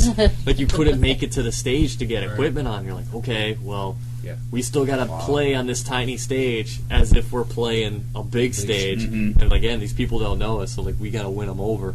Yeah, to like the Jazz Cafe, then that's a pretty decent stage Yeah, we just played there for the benefit. for the benefit, right. and that was interesting. It was the first time we had to like do a pre-drum backline and like, stuff like that. So that was fun. and also at the Jazz Cafe, we're like, okay, we're a metal band playing the Jazz Cafe. We played right Yeah. after. Yeah. We went on right after Miz. Right. Yeah. So, and George Wesley was on Alright, before him, so alright. it's kind of like. Yeah, it was definitely an eclectic mix of. Yeah, it why was a we lot wanted of to try to mental get preparation for that. So crazy. First band all day, and then it's us, and then I don't even know what. It was Strawberry Jam acoustic duo. Yeah. George Wesley Wesley solo, Mike Miz solo acoustic behind the gray. Oh, yeah. And then back to Stingray. And it's Oh, yeah. Stingray. Yeah. Yeah, the Delirium was last. We're like, okay. No, not the Charlotte, right? They started with Charlotte. Oh, he did double duty. Well, he did. I think they did 2 songs at Charlotte, Oh, okay. and then And they continued their set out. All right. then continued. Only going by what I saw on YouTube. I Yeah. wanted to make that one so bad we couldn't get there.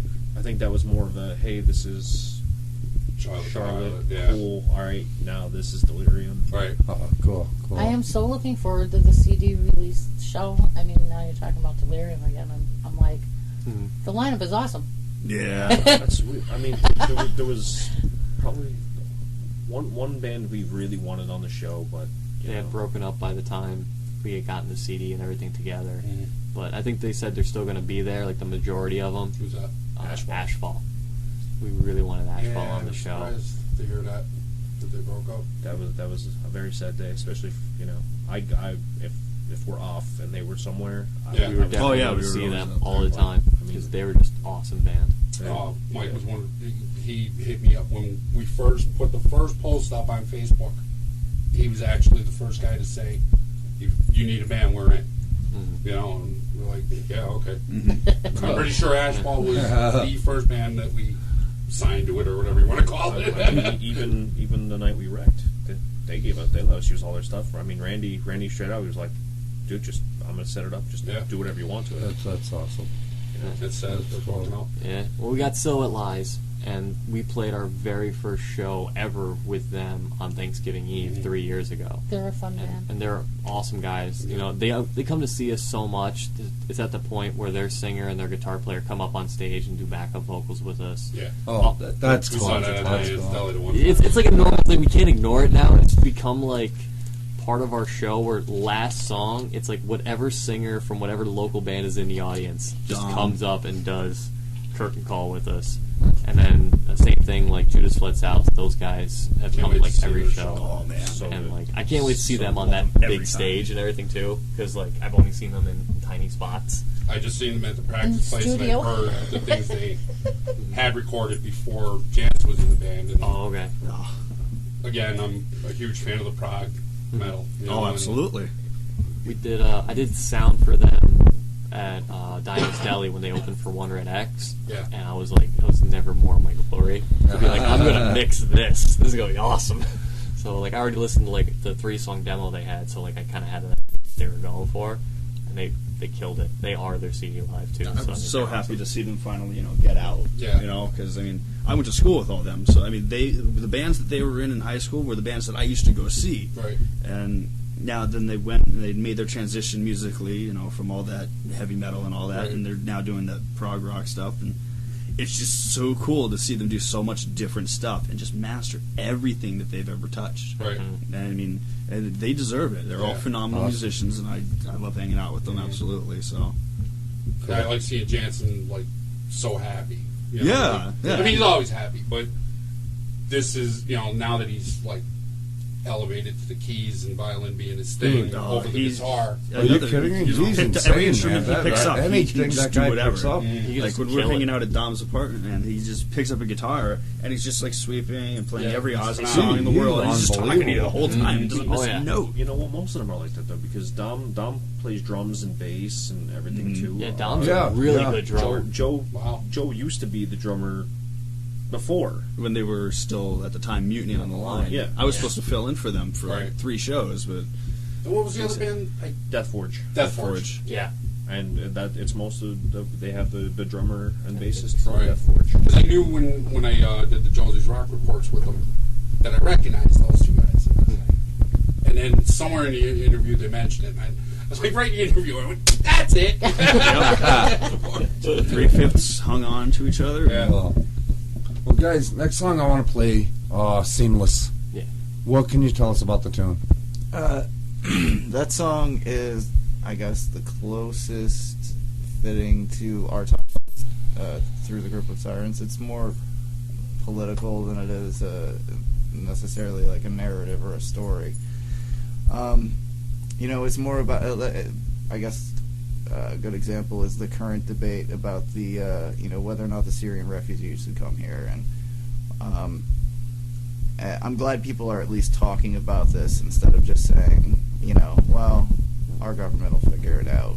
It's more about when you're being fed lies, being fed bullshit, not just saying, well, somebody will take care of it, somebody will figure it out. Standing up and doing something, opening your mouth, not letting things like that, hold you down, and not submitting to anything that's holding you down. It doesn't necessarily have to be, government. It could be anything.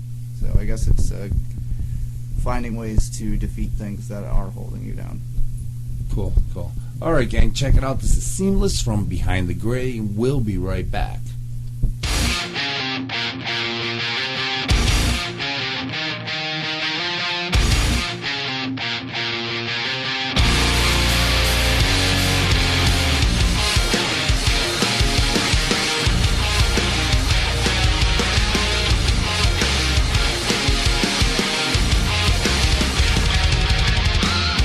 In my state of mind, always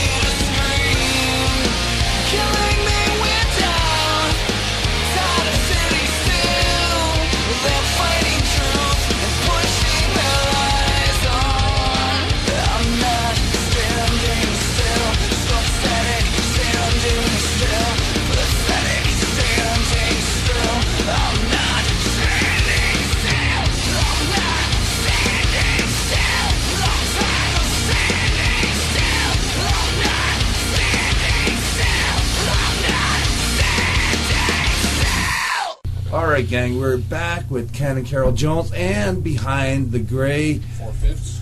4/5 now, yes. Yeah, we're growing. But I want to say thank you guys. Thank you, Ken. Never towards Carol, guys, thank for you for having us, hanging out man. with me tonight. Thanks It's for been putting up awesome. with us. It's nice to be amongst friends. Yeah, oh my god, and it's just a night of just hanging out and bullshitting and a business lesson. that was And awesome. you know what? That was any, awesome. Any young musician that's listening to your show tonight got An Or ear old full of- musician, because I'm Yeah. sure there's yes, plenty and of old musicians, yeah. but breaking in Right. type thing. Plug I guess away, we guys. definitely- Where can the listeners get the new CD once it's released? Big thing to always go to is BehindTheGrayMusic.com. That's our website. It's our hub for everything. We're on all the social media, Facebook, Twitter, Instagram. You can listen to music on our YouTube page. You can listen to music on our Reverb Nation page. But BehindTheGrayMusic.com, you'll be able to pick up the album Through the Grip of Tyrants the 28th of November on iTunes, Amazon MP3, CDBaby.com. It'll be on Spotify. It will be on all the streaming networks. It will be global. Just type in Behind the Gray, and I'm sure you'll be able to find a link somewhere to go And get all it. your shows. Every show will have it with us. Is that the only way of getting it physically, though? Or are you going to No. get a distribution deal for? We have a distribution deal. You can order physical copies from cdbaby.com. You can order it off of our website through our merch store, in which we'll ship it directly out to you. You can get it at any show, and I believe Amazon.com will be stocking physical copies also. That's You're awesome. going to get them in gallery. Social, It'll be at Gallery of Sounds, and it'll be at Wayne's World. Okay. social network. Where can they? We got Where can they find you? There. That's what I'm trying to say. Facebook is Behind the Gray. We have Instagram, it's Behind the Gray. Snapchat's Behind the Gray Music. Twitter. Twitter's at Behind the Gray. Snapchat. Oh, yeah. That's where they could. Yeah, We get dick We'll be pics. your late night booty call. Really? They're all Mike. Sending them to. basically. I got one of Eric's, but it's a two-part message. Wow. Download crash your system. Wow. Actually, My phone's still buffering. That's a Xfinity. Wow. Listen. There's a college essay written about that. I'm just saying. There is I have a picture of it saved. There is a college essay written about that. The Come- CD release. Yes. Our Pennsylvania hometown show will be at Coal City Tavern on Thanksgiving Eve. It'll be our 3-year anniversary show and CD release show with Silhouette Lies, Judas Fled South, Delirium. We're giving away a custom guitar that I made. We're giving away a custom snare drum that Eric wrote all the lyrics to and signed by the entire band. Drink specials all night. You can book a hotel locally, and they will give you a shuttle for free to and from the venue. Oh. So you can drink all you want, don't get a DUI, not cool. Where's the after Getting it. party? Wherever that hotel is. If you got a hotel room, I'm coming to your place. Yeah. We'll get a Peter Chris mask. Yeah. Paint y'all up nice. What do you think? Awesome. I'm thinking We might have to do we this. might have to do this. Awesome. Ken, Carol, plug away. Same old day. I mean, we took a bit of a hiatus there. The whole summer we really didn't do anything, and then lately we will be putting out Governing Murphy's final show with Wally. We filmed that at the V Spot. We just did Gallagher. That whole show was insane. I can't believe I have Gallagher in my phone. I mean, you guys, you young guys might not remember him, but he was a legend and a comedic hero to me. I love that guy. So that was pretty neat talking to him on the phone. And I got to experience Psycho Nurse. And Psycho. Oh, 30-year my reunion. God. We witnessed that for about a month and a half. Oh, They practiced upstairs from us. Oh, wow. Yeah, but that's not the show. That's out of Wow. costume and Yeah. Oh, okay. the show is awesome. The insane. show was Where do you see that? insane. We're actually putting together a full retrospective documentary. We've got old footage, them getting back together, interviews, and hopefully we'll be doing in the studio too, because they're going to be going in the studio And when that's out, it'll be like a full retrospective documentary, more or less, I'll tell you what, including the show. The show was absolutely crazy. They had It Charles wouldn't- Cello on guitar The for that songs night. that Yeah. they He do was with them are back in the CBGB it days. will blow your you know. mind. Awesome. Awesome. Well, Ken, Carol, thank you for guest hosting tonight. Thank you. Anytime. Mike, Will, Eric, Steve, thank you. Thank you. Unbelievable night. This has been great. Fun, man. Anytime you guys want, you're welcome back. Awesome, man. Thank you. Carol, anytime, you know that. Yeah, we're you back in guys- the this area is- too, Yeah, so maybe we'll do more. awesome. Guys, every show I close with a song from Blue Felix called Middle Finger Up. And I usually dedicate the middle finger to something that irked me or pissed me off that week. And I want you guys to partake in this tonight. So if there's anything you guys want to dedicate, or any person you want to dedicate the middle finger to tonight, my usual pet peeve is rock star DJs. And these are the people that think Like That- 86, that- that kind of thing. bands like you should be grateful that you're getting the airplay on their station, you know. I understand. And it pisses me off because I call it the trifecta. It's the bands, it's the listeners, it's the stations. It has nothing to do with me. If you guys weren't sending me the music, if the stations didn't allow me to air, and if the people weren't tuned in, I'm just an asshole sitting in my attic with a microphone. So, and I can never thank you guys enough for that. You So, gotta take more credit for what you do, man. Exactly. You put a lot of people out there that nobody heard about. I remember when we were here with the Rusella Project, the next day their Facebook likes went up over 200. wow. That was insane, because everybody knows Charlie, but nobody knew that he was doing that kind of music and everything, and, On the same token, too, like, because we're an independent, we very rarely get terrestrial radio play. Right. And when we do, it's like they comment, hey, here's your song, enjoy it. Where'd you guys get the name for the band? Okay, what's the dumbest thing that's happened to you on stage? And those are like the three questions we get, and then we're in and out of there, and it's buried, within their mix. So to be here for 2 hours, talk about the business, talk about how the album was made, legitimate questions, and you guys obviously like the music and everything, so be able to talk to people who have listened to the album and aren't just doing it to get Right. plays and spikes. That's awesome, man. Thank you. Cool. That's killer, Awesome. man. Awesome, man. So who are we dedicating the finger to? I'm dedicating the finger to asshole sound guys. Because I can't sound people that can't figure out how to mix a band and make them sound bad because they don't want to do their job because they're lazy. So asshole sound guys, you get the finger. Ken, Carol? Carol? she's probably going to say me. I can. Carol's dedicating the finger to Ken tonight. I am. I'm going to dedicate the finger Yeah, to well, Ken. she's going to want me to dedicate a finger to her later. Wow! Oh, It just got real. wow. Oh. I had a good week. I can't complain about anybody specifically this week that I want to throw the finger to, but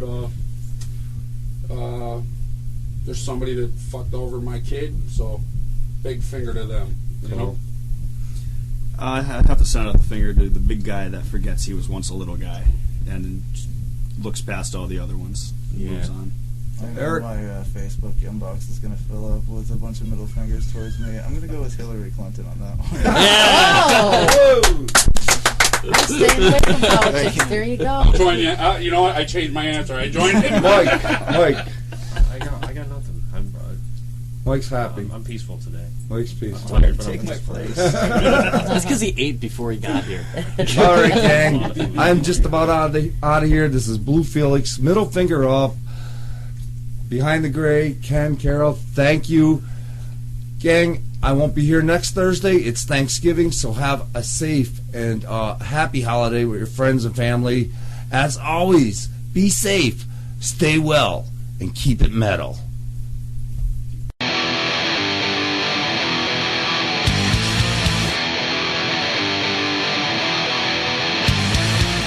Put your middle finger up! Put your middle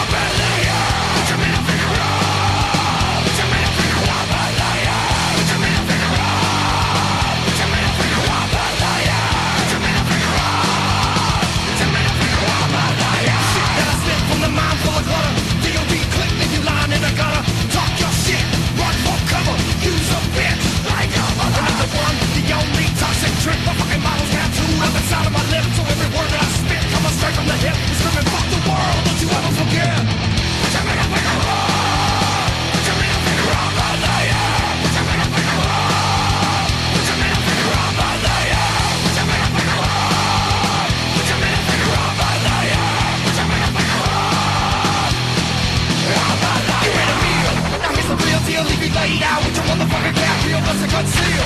We kill slowly, the redness in the balls that can never fucking hold me. I ain't got no time for the motherfucking city cats trying to set me up, cause I'm a